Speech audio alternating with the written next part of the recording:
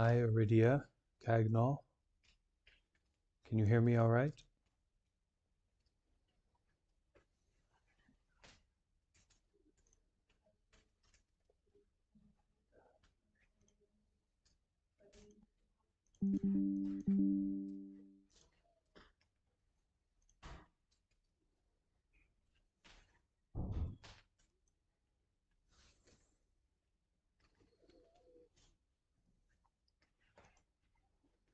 Okay, good. So we will start in a few minutes.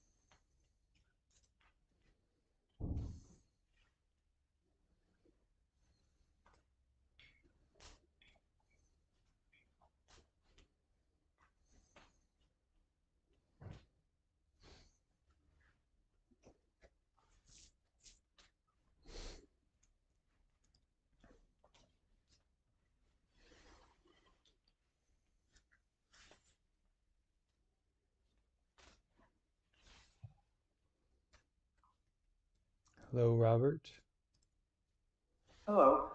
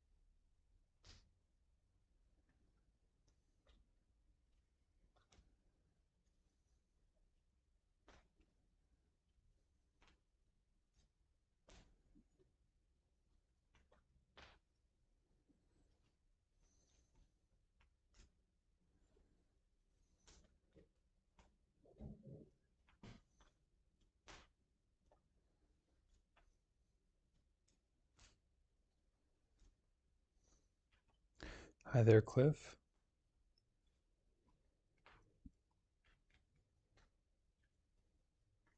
And Gabriel and Aton. Hello.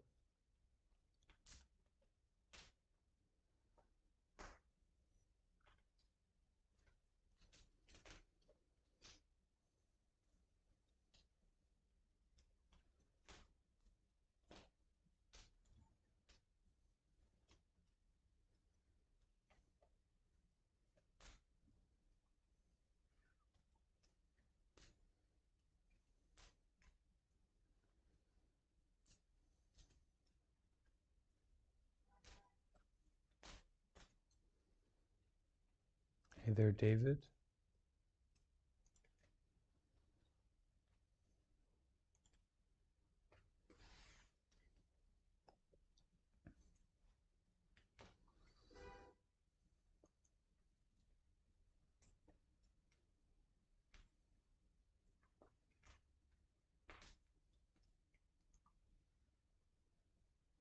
Hello, Zeros.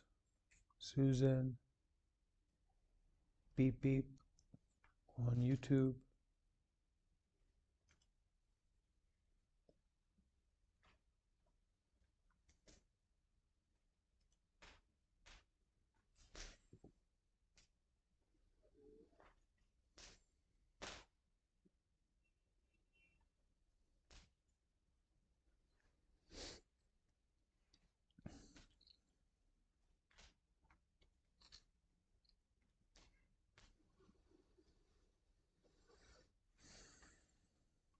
Hello, Eddie.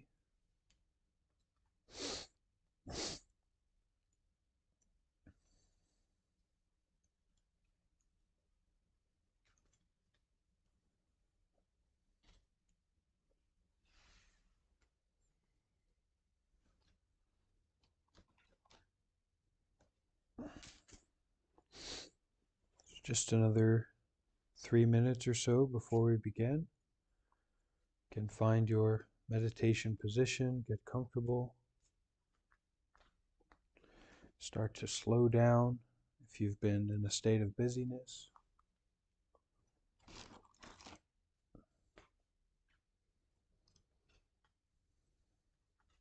Hey there, Morgan. It's kind of like we coming to a stop. And if we were already going slowly, then coming to a stop is not difficult if you're driving a car, if you're anything really. But if you've been going quickly, then you don't just want to slam on the brakes. It's going to be uncomfortable and you can get hurt doing that. So slowly starting to pump the brakes gently, slowing down,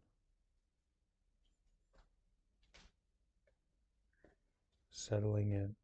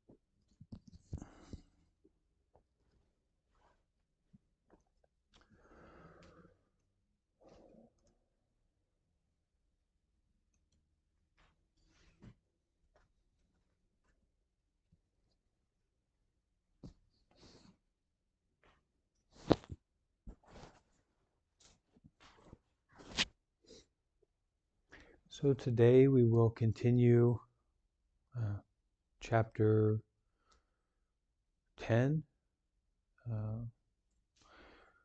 This chapter is focusing on the teachings of Laymen Pang.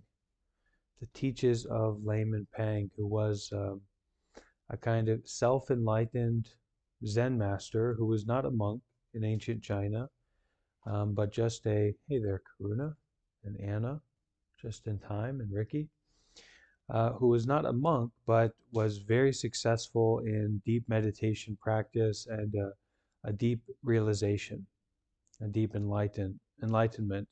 And so there's many fond stories of Layman Pang, this normal person who wasn't a monk, but quite enlightened, walking around and interacting with other monks. And so we got through about half of that chapter yesterday, and we will continue going through those lively stories today. But first, as we usually do, we'll take a few moments to settle, to ground, to practice together. And to really find out, are we interested in Zen? Are we interested in awakening? Or is it just kind of a vague curiosity that we have? It's kind of if you hear about a cave or you hear about an interesting place, and the difference between going there and taking a look and going inside, really stepping into the unknown. So we'll take a few moments to practice together before we step into the unknown. And we can start that by inviting the sound of the bell. We listen in a certain way where the sound of the bell is like the voice of Buddha, the voice of enlightenment, this most curious sound, as if it was mysteriously coming from the center of the universe to your ears. So listening deeply, inviting the bell. We'll take a few minutes to practice our meditation.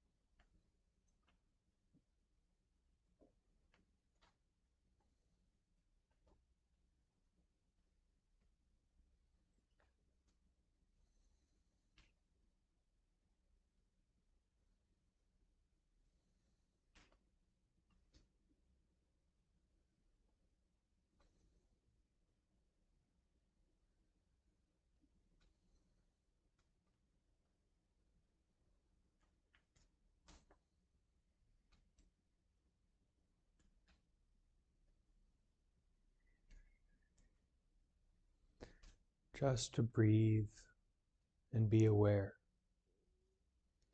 It's nothing complicated, but to gently push the brakes, to gently allow ourselves to slow down, to just breathe and be aware, to let the body be still and calm.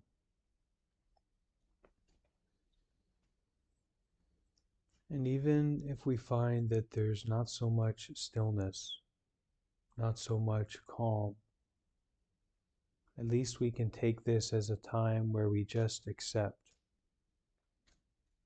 not to worry about fixing or solving, but to just be, to just breathe and be aware.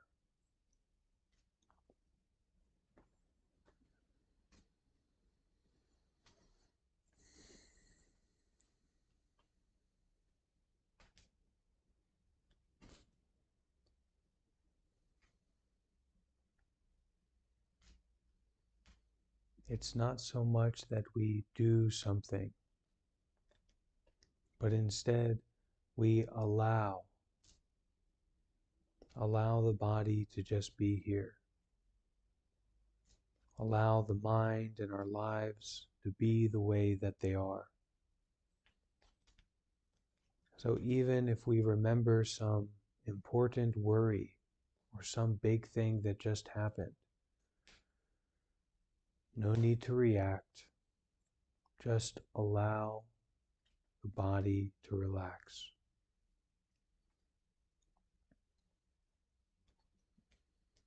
Allow the breath to happen. Allow this moment to be exactly what it is right now.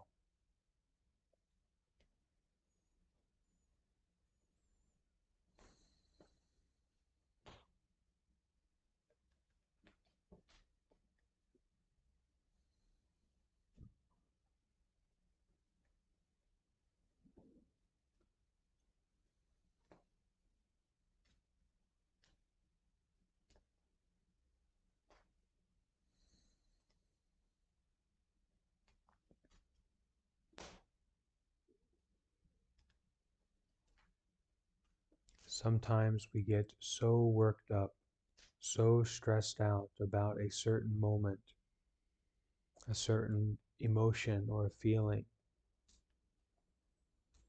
But when we allow ourselves to just sit in this way, we can find that that argument, that mistake,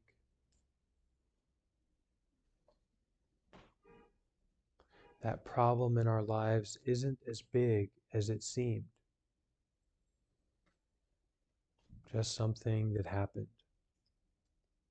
Something that happens. And right now, all we need to do is center, relax, rest, to breathe and be aware.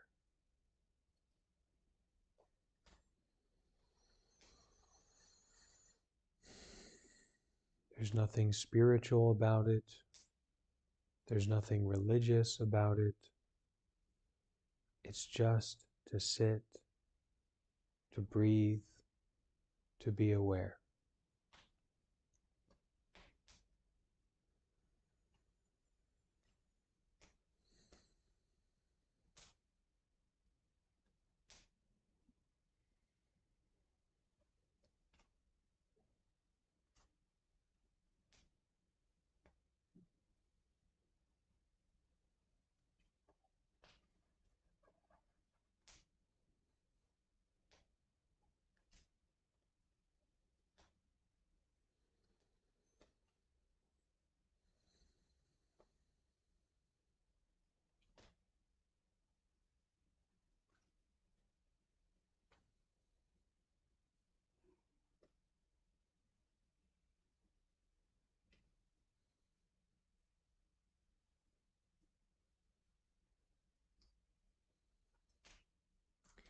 Breathing and being aware of the body at this moment. The body isn't in some future worry or some past difficulty. It's just right here. And we find that comfortable, stable position, and we let the body just sit, just relax, just breathe, just be aware. We sign out with each and every breath of that stressful struggle in our lives.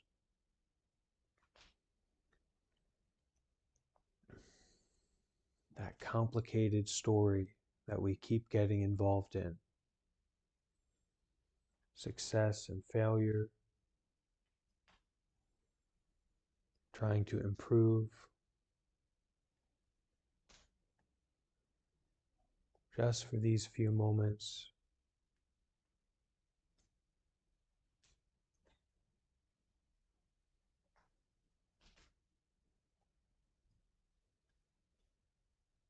just breathing, just being aware.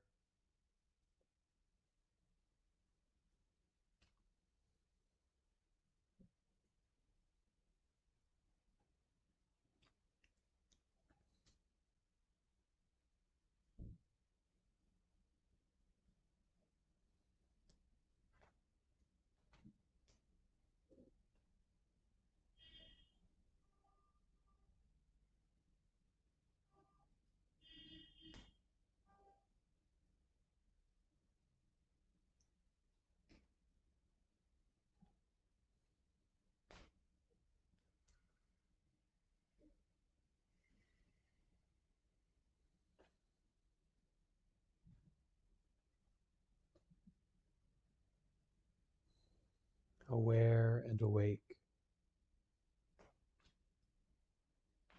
recognizing fully that this is what is happening right now. The body as it is, the mind as it is. There might be something to worry about. There might be some past issue that's just waiting to rear its ugly head. But right now, in this breath, in this moment,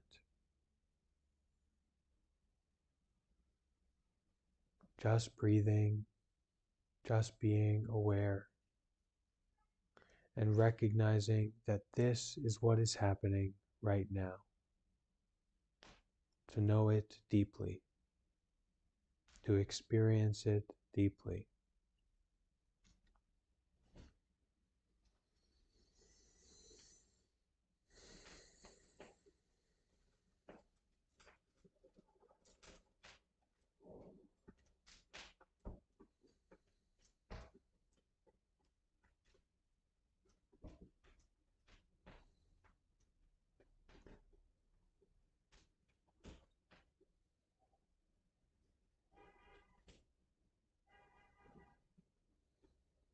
We can close our eyes, take a deep breath, and bring the mind fully home to the body.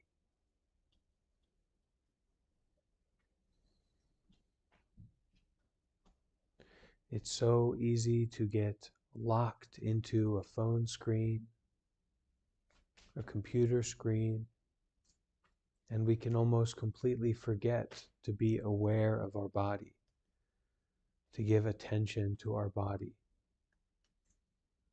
So at this moment, we do exactly that, just through breathing, just through turning the mind around to notice, to be with.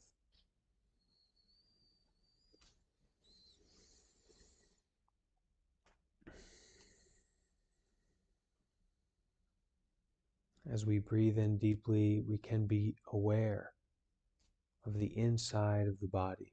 We can feel it.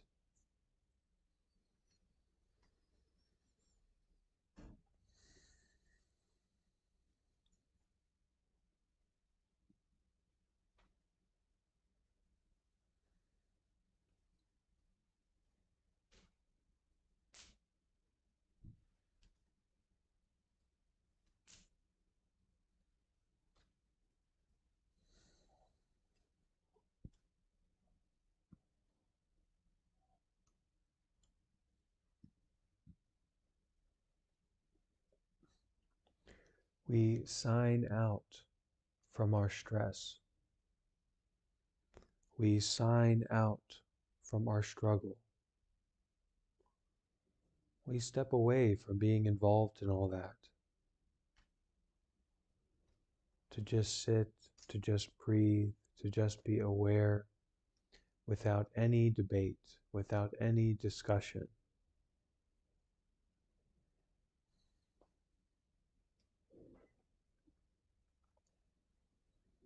We don't need to justify taking this break for ourselves. We don't need to justify to refresh, restart, reopen at this moment.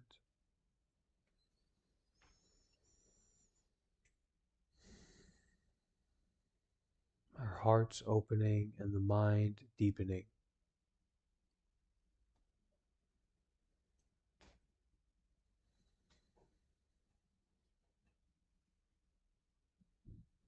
The mind becoming more intimate, more sincere, more vivid, to experience directly and to know what is being experienced at this moment. That is just this.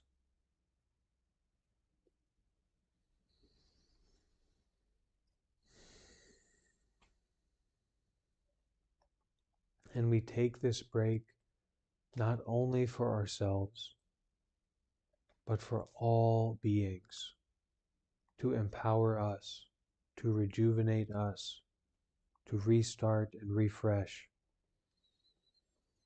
So all those people that we care about, all those people that we are responsible for, remembering them, aware of them, we go even deeper to this just breathing, just being aware, being fully present with this body, this mind, right now.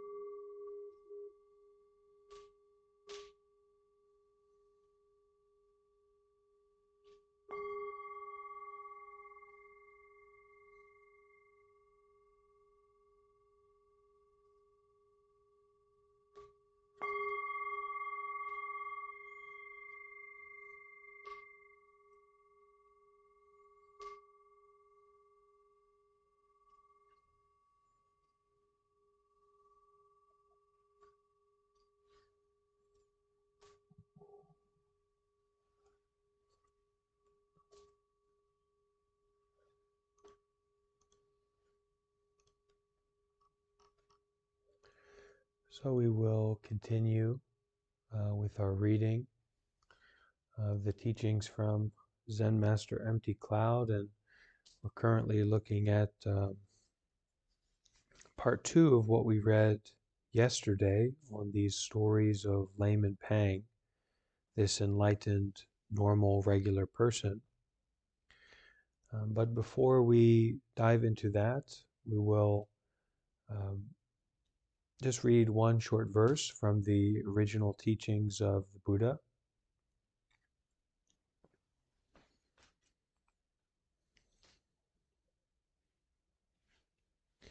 And so the title of this short verse is Difficult to Practice.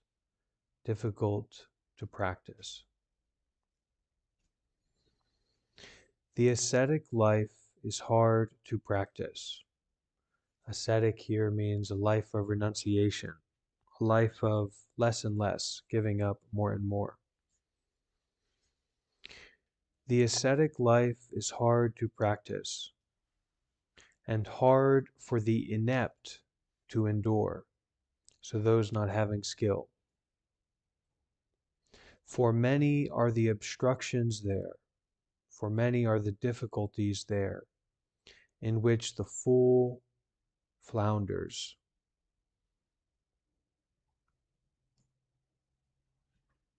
How many days can one practice the ascetic life, the life of giving up, the life of renunciation, if one does not rein in one's mind? One would flounder with each step under the control of one's intentions. So if we're just following our desires and our attachments, then in each and every step we will make a mistake, we will flounder.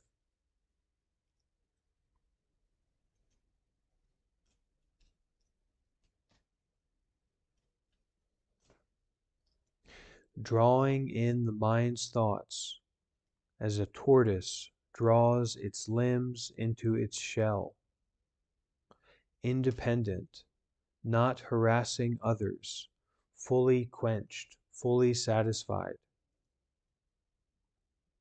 A practitioner would not blame anyone. It says monk here, but for our purposes, it can be a practitioner.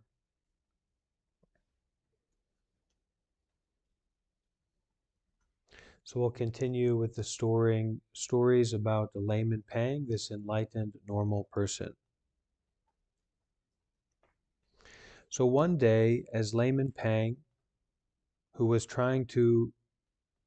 one day, as he listened to a man who was trying to explain the Diamond Sutra, he noticed that the fellow was struggling with the meaning of a line that dealt with the non-existence of the ego personality. So we went over this last time, but we can check in with it again.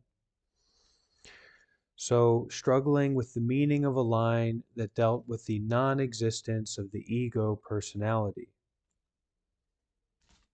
Struggling to understand what does it mean that the ego doesn't exist, that yourself is an illusion, a fabrication, a bad joke.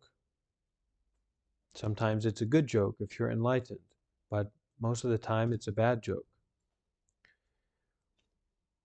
Perhaps I can help you, Pang said. Do you understand that that which is conditional and changing is not real, and that which is unconditional and immutable is real? Yes, replied the commentator. Then is it not true that egos, this self-feeling, are conditional and changing, that no ego, that no self-feeling is the same from one minute to the next? Is it not true that with each passing minute, depending on circumstances and conditions, we acquire new information and new experiences, just as we forget old information and old experiences? Yes, agreed the commentator. But what is there about us that is unconditional and unchanging? Asked Pang. Our common Buddha nature, replied the commentator, suddenly smiling, suddenly understanding.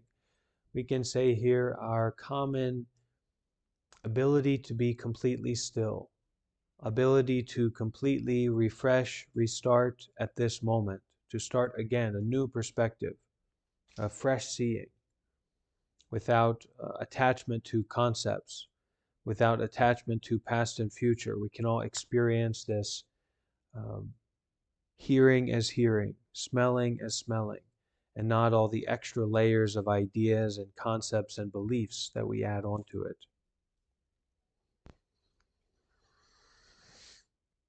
That alone is real. The rest is mere illusion. He was so happy that he inspired Pang to write him a poem. Since there is neither ego nor personality, who is distant and who is close? So who could be better and who could be worse? Who could be good and who could be evil?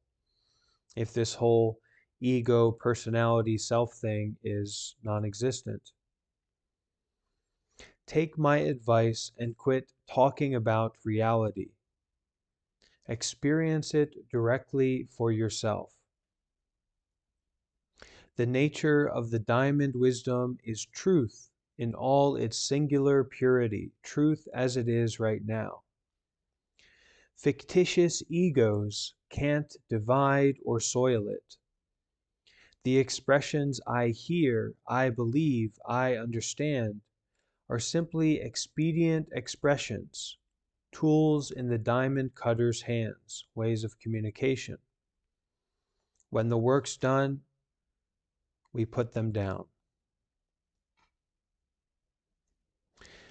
Layman Pang and his daughter Ling Zhao traveled around China, meeting their expenses by selling bamboo articles they made.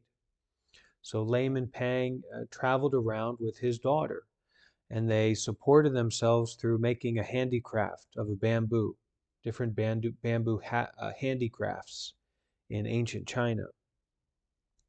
They grew old together, becoming legends of enlightenment. Their last residence was a mountain cave. And we spoke earlier in the chapter about Pang's daughter was always a little bit farther along than he was, a little bit more enlightened, a little bit more with it than he was. Pang knew that it was time for him to lay his burden down, to die, to give up the body, to let go of the body. He was very tired and could not go on.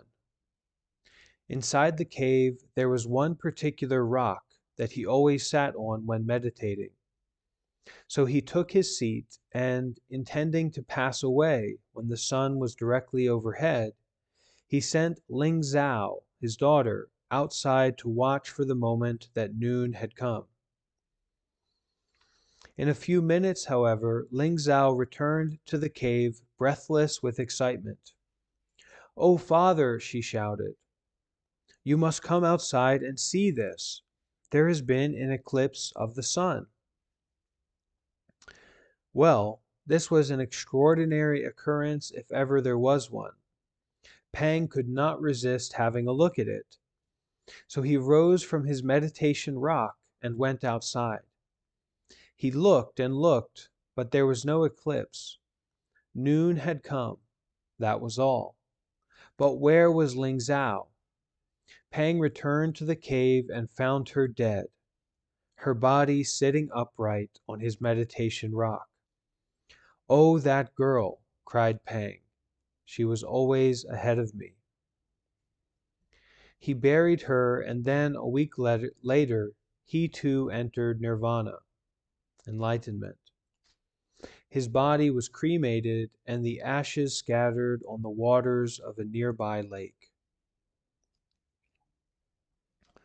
So, anyone have a question or something to share about this story here, or Layman Pang in general?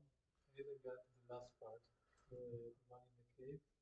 He seated in the rock. So when we understand that when someone is very developed in meditation, okay, very experienced, very close to enlightenment, they can choose when to die. And it's just people in general, actually. There's many stories of two elderly people being very old, and then the husband dies or the wife dies, and then the next day or in a few hours even the partner dies. They pass away because they lay the burden down, they give it up. So Layman Pang was going to kind of show off his prowess. He was going to show off to the world, oh, I'm going to sit on this rock and I'm going to meditate, and then I'm going to die in a sitting posture. And this is like a very regal way to go as a monk or as a Buddhist practitioner, to die sitting in meditation. So he was planning to do this, and he sent his daughter off to go and wait outside. But then she knew that he was doing this. She had a sense. She was more enlightened than he was. So she called him outside, said, "Come, come, look, look." And actually, it was a test because he had that attachment to go and chase after something. Even when he's ready to die, he's ready to give up his body, he still has this sense of attachment. He's not as enlightened as she is, at least. So he runs out there to go and see, and then his daughter, as quickly as he's going out and looking for this eclipse, sits on his rock and does what he was going to do. So it's a kind of it goes back to the original part of this chapter, this story, when Layman Pang, his whole family was somewhat enlightened. So Layman Pang came back into his family house and said, "Difficult, difficult, difficult." And then his wife said, "Easy, easy, easy." And then his daughter came up to them and said, "Two old people bickering about nothing," something like that. And so, she had the last laugh, the final word, the final expression of enlightenment.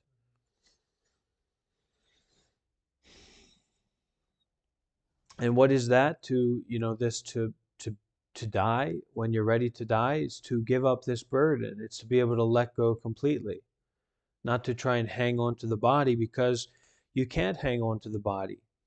And the older that you get, or the more experienced you get with sickness or around people who are sick, you realize that the body is not so solid. It's just pretend. We just play a game that it is. You can trip and fall when you're going for a walk, and now you're paralyzed. Your body can get some kind of infection, and it just starts to rot. Your body, not some bodies, not someone in a different country or a different place, but your body, it's just so vulnerable. It can just pass away so easily. We get an infection, and this, soft, white, lovely skin becomes a boil with pus and stink and rot and pain. So we practice to detach from the body, not to be so transfixed by it, because you're just asking for trouble. And so those, very materialistic, sometimes celebrities, and that they're so focused on, look at my six pack, look at my body, look at the special cars that I drive. They're developing a really strong attachment to the body. And what's going to happen to the body? Well, it's going to rot. It's going to become a corpse. And people say, well, what about modern medicine? It's not going to do you any good. It helps, but that's it. And is modern medicine going to, cure your paralysis or cure your traumatic brain injury that can happen at any moment? No, it's not. It's not going to. Um, so we definitely have to not be so transfixed, not be in this constant state of romanticism about the body, because we take time when the body is comfortable and when we feel pleasant about the body to just waste our time. We watch a YouTube, we watch a TikTok, we play a game, we just waste our time. But the moment that you get sick, or the moment that something serious happens to your body, a great pain or something, you're not just going to be watching YouTube and having a nice time. You're going to realize the urgency of this situation that we are all in. Um, and so that's what the Buddha realized when he left home, because the Buddha was in an amazing, the most luxurious condition that you can imagine in ancient India. And through seeing old age, sickness, and death in others, and recognizing that he too was subject to old age, sickness, and death, he realized the urgency of his situation to transcend it, to not be dependent on the body, to not be dependent on this constant craving for physical pleasure, this constant aversion for physical unpleasure, for pain, because it's going to happen. So it's to be as practical and wise as possible in the situation that we're in.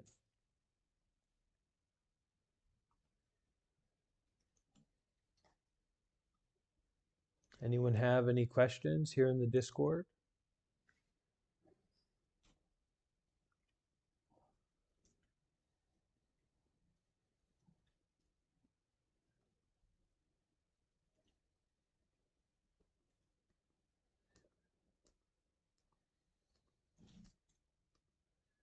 about Layman Pang and his enlightened travels?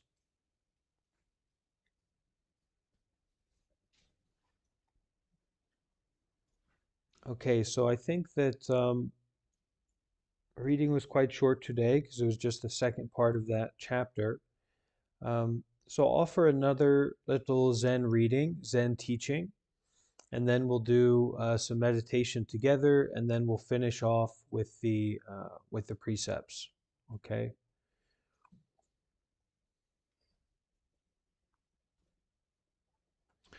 All right.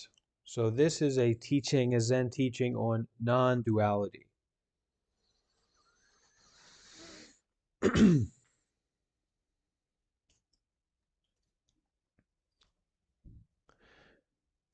When the illusory body faces a mirror and its form is reflected, the reflected form is not different from the illusory body. And why is the body illusory? Because it is conditional. Because it seems to be solid. It seems to be fixed. It seems to be the way that we like it to be. That's why we call it my body.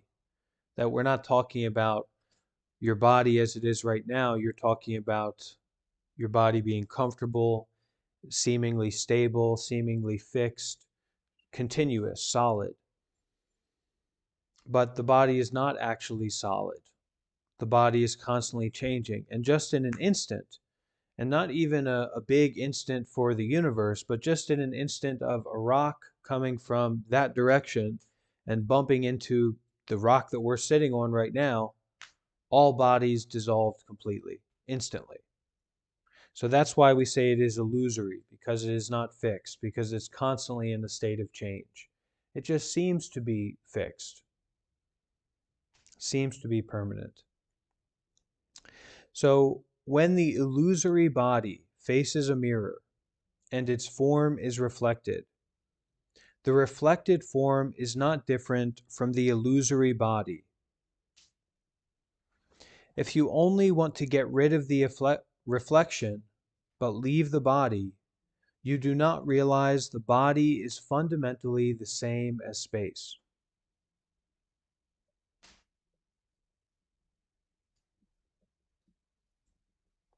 If you only want to get rid of the reflection but leave the body, you do not realize the body is fundamentally the same as space. So here is quite a good analogy, quite a good teaching. We look in the mirror and we say, oh, that form, that what I'm seeing is just a reflection. It's not actually my body. Why is it just a reflection? Because it's temporary. It's not permanent. It just appears there for an instant. Your body is the same way. Your body is fundamentally space. And you'll find that out quickly if you're in a car accident or if a meteor hits Earth, boom, go back to space. The body dissolves so easily.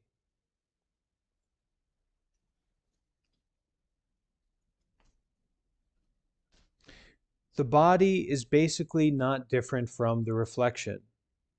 You cannot have one without the other. If you try to keep one and get rid of the other, you will be forever estranged from the truth. Even more, if you love the holy and hate the ordinary, you will bob in the ocean of birth and death. So if you are in this state of attachment to good and not liking bad, you'll just be bobbing forever in the ocean of birth and death. That's the continuous cycle of sickness, old age, suffering, etc., all that goes along with birth and death. Afflictions have reasons based on mind. When mindless, where can afflictions abide? So when we are practicing just sitting, just breathing, just being aware, just in meditation, where can those afflictions abide? Where can they hang around? If you do not bother to discriminate and grasp appearances, you will attain the way naturally in an instant.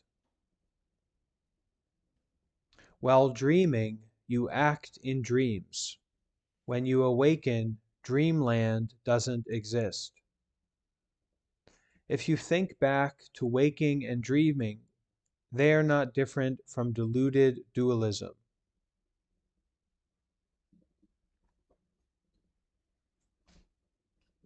So if you do not bother to discriminate and grasp appearances, if you do not believe in, get attached to, hold on to what you see, what you hear, what you smell, what you taste, what your preferences are, what your perceptions are. Oh, Eduardo is like this. Well, no, he's not. Don't hold on to that. Don't believe in that. So if you do not bother to discriminate and grasp appearances, you will attain the way naturally in an instant. You will attain this skillful way of living to end suffering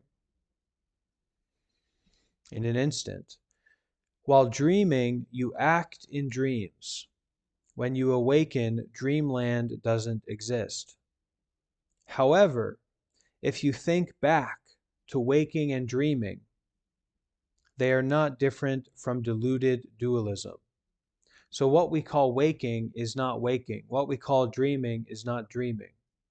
It's just what's happening at this moment, at this instant. So if you're looking back to it and you're talking about or you're attaching to even the teachings, even the skillful teachings that help you to awaken, this is not different from deluded duality. It's just another form of delusion. If you seek to make progress by reforming illusion and grasping awakening, how is that different from involvement in commerce? When movement and stillness are both forgotten, and you are ever serene, then you spontaneously merge with reality as it is.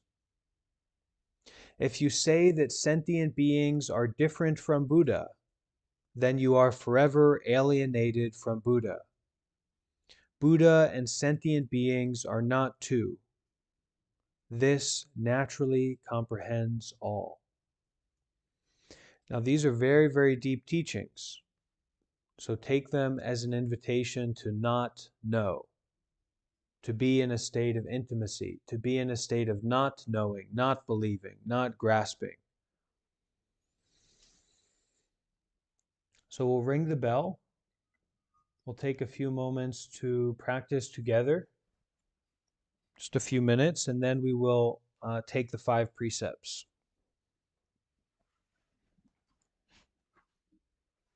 So find your comfortable position.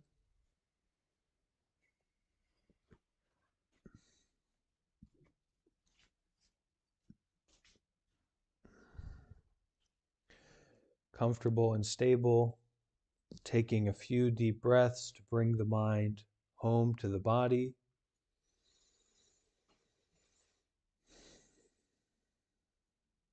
To practice just breathing, just being aware.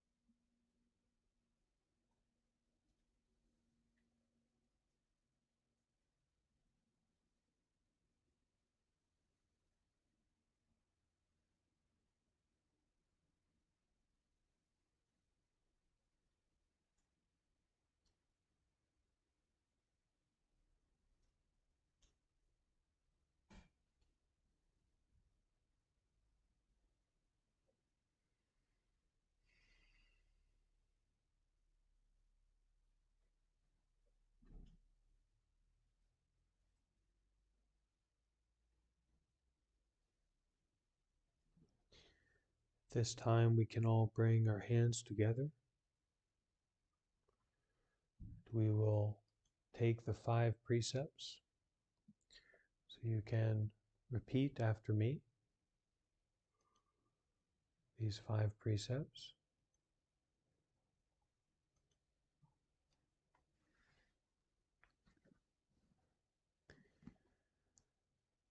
I observe the precept to refrain from killing any living beings.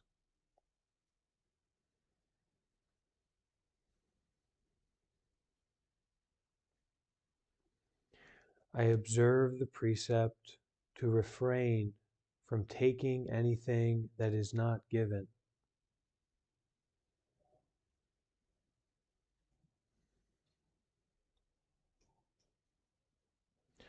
I observe the precept to refrain from any sexual misconduct.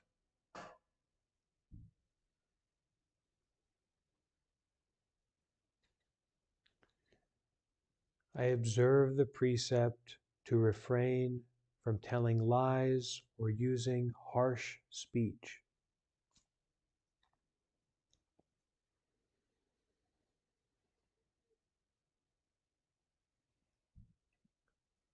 I observe the precept to refrain from taking any intoxicating substances.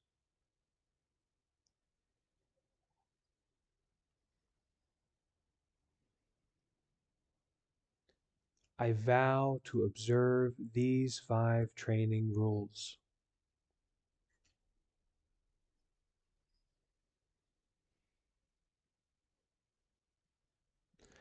Having taken these precepts, may they protect your body, heart, and mind, and may you practice diligently.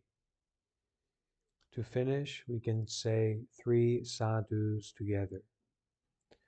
Sadhu, sadhu, sadhu. And we can bow.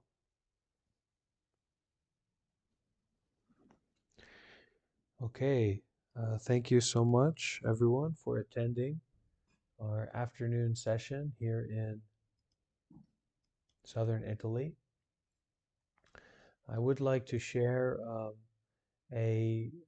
just as a kind of closing sharing, I would like to share a song that's been on my mind, and I hope that you can enjoy it with me.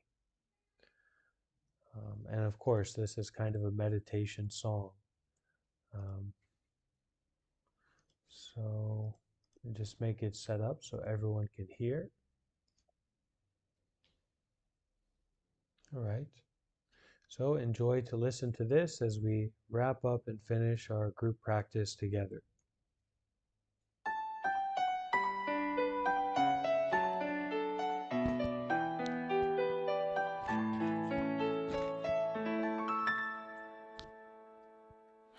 Happiness is here and now.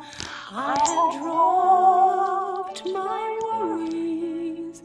Nowhere to go, nothing to do. No longer in a hurry.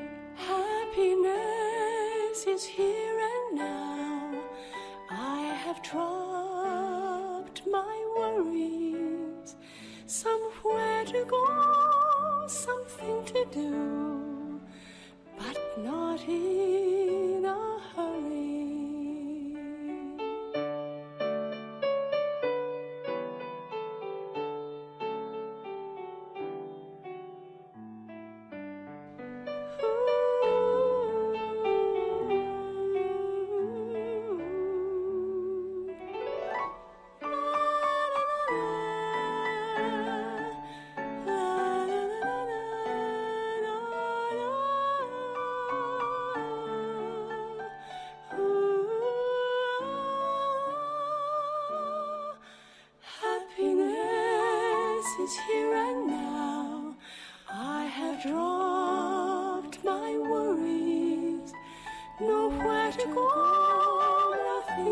do, no longer in a hurry.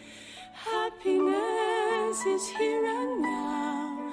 I have dropped my worries, somewhere to go, something to do, but not in a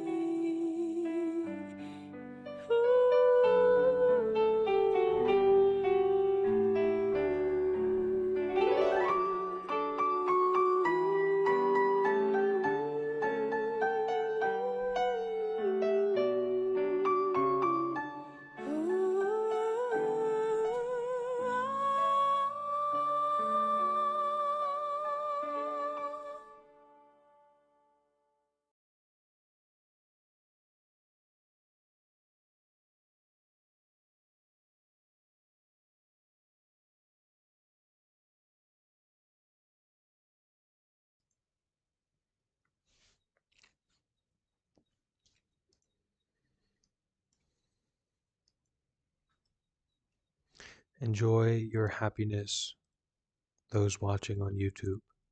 Take care.